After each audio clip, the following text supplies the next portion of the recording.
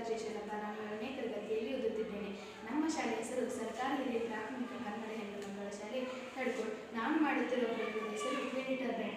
ನಾನು ಇದಕ್ಕೆ ಬಳಸಿರುವ ಸಾಮಗ್ರಿಗಳು 2 ಬಾಟಲ್, 3 ಸ್ಟ್ರಾ, ದಾರ, ಮ್ಯಾಗ್ನೆಟ್ಸ್, ಕಲರ್ ಪೇಪರ್ ಮತ್ತು ಟೇಪನ್ನು ಬಳಸಿದ್ದೇನೆ. ಇದನ್ನು ಮಾಡುವ ವಿಧಾನ: ಒಂದು ಬಾಟಲನ್ನು ತೆಗೆದುಕೊಂಡು ಹಿಂದೆ ಮತ್ತು ಮುಂದೆ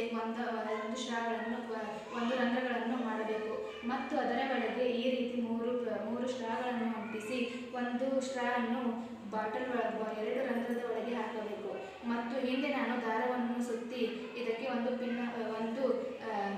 ಪಿನ್ನವನ್ನು ಹಾಕಿದ್ದೇನೆ. ನಾವು ಇದರ ಈ ಪ್ರಯೋಗದ ಮೂಲಕ ಇದು ಏನು ಕೆಲಸ ಮಾಡುತ್ತದೆ ಮತ್ತು ಇದರ ಉಪಯೋಗಗಳೇನು ಎಂದು ನಾವು ತಿಳಿದುಕೊಳ್ಳೋಣ. ಇದು ವಿಂಡ್ ಟರ್ಬೈನ್ನ ರೆಕ್ಕೆಗಳು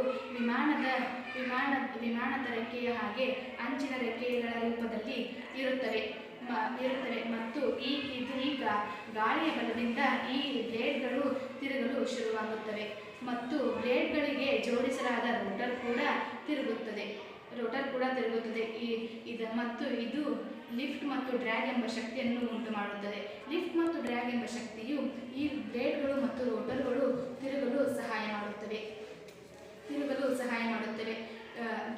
ಗಿಯರ್ ಬಾಕ್ಸ್ ವೇಗವನ್ನು ಹೆಚ್ಚಿಸುತ್ತದೆ, ಏಕೆಂದರೆ ರೋಟರ್ ನಿಧಾನವಾಗಿ ತಿರುಗುವುದರಿಂದ ಗಿಯರ್ ಬಾಕ್ಸ್ ವೇಗವನ್ನು ಹೆಚ್ಚಿಸಿ ಅದು ಜನರೇಟರ್ಗೆ ಕಳುಹಿಸುತ್ತದೆ.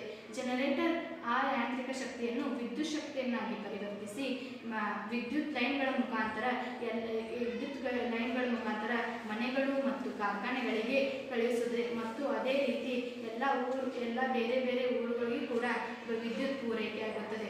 ಇದರ ವಿಂಡ್ ಟರ್ಬೈನ್ನ ಉಪಯೋಗಗಳೇನೆಂದರೆ ಗಾಳಿಯ ಶಕ್ತಿಯನ್ನು ಉಪಯೋಗಿಸಿ ಇದು ವಿದ್ಯುತ್ ತಯಾರಿಸುತ್ತದೆ ಮತ್ತು ಪರಿಸರದಲ್ಲಿರುವ ಪರಿಸರ ಸ್ನೇಹಿ ಶಕ್ತಿಗಳನ್ನು ಕೂಡ ಇದು ವಿದ್ಯುತ್ ತಯಾರಿಸುವಲ್ಲಿ ಉಪಯೋಗಿಸುತ್ತದೆ. ಮತ್ತು ಇದರ ಮುಖ್ಯ ಉಪಯೋಗಗಳು ಏನೆಂದರೆ ವಿದ್ಯುತ್ ಉತ್ಪಾದನೆ. ಇದು ನೈಸರ್ಗಿಕ ಗಾಳಿಯ ಮುಖಾಂತರ ವಿದ್ಯುತ್ತನ್ನು ಅತಿ ವೇಗವಾಗಿ ಉತ್ಪಾದಿಸುತ್ತದೆ ಮತ್ತು ಪುನರುತ್ಪಾದಕ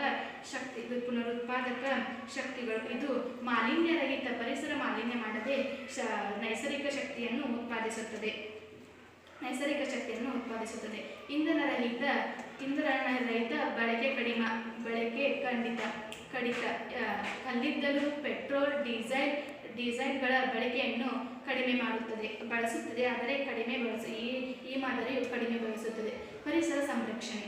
ಹಾನಿಕಾರಕ ಅನಿಲಗಳು ಹೊರಸೂಸದ ಈ ಪ್ರಯೋಗದ ಮೂಲಕ ಹಾನಿಕಾರಕ ಅನಿಲಗಳು ಹೊರಸೂಸದ ಕಾರಣ ಅದು ಪರಿಸರ ಮಾಲಿನ್ಯವಾಗುವುದಿಲ್ಲ ಮತ್ತು ಬೇರೆ ಬೇರೆ ಪ್ರದೇಶಗಳಿಗೆ ವಿದ್ಯುತ್ ಲೈನ್ ಹೋಗುವುದಿಲ್ಲ. ಆದ್ದರಿಂದ ಇದು ವಿದ್ಯುತ್ ಬಳಕೆ ಎಲ್ಲ ಕಡೆ ಎಲ್ಲ ಪ್ರದೇಶಗಳಿಗೂ ಈಗ ವಿದ್ಯುತ್ ಹೋಗುತ್ತದೆ ಮತ್ತು ಎತ್ತರದ ಪ್ರದೇಶದಲ್ಲಿ ಇದು ಹೆಚ್ಚಾಗಿ ಕಾಣುತ್ತದೆ, ಏಕೆಂದರೆ ಅಲ್ಲಿ ಗಾಳಿ ತುಂಬ ಇರುತ್ತದೆ. ಆದ್ದರಿಂದ ಇದು ವಿದ್ಯುತ್ತನ್ನು ಉತ್ಪಾದಿಸುತ್ತದೆ. ಧನ್ಯವಾದಗಳು. ನಾವು ಈಗ ಪ್ರಾಯೋಗಿಕವಾಗಿ ನೋಡೋಣ.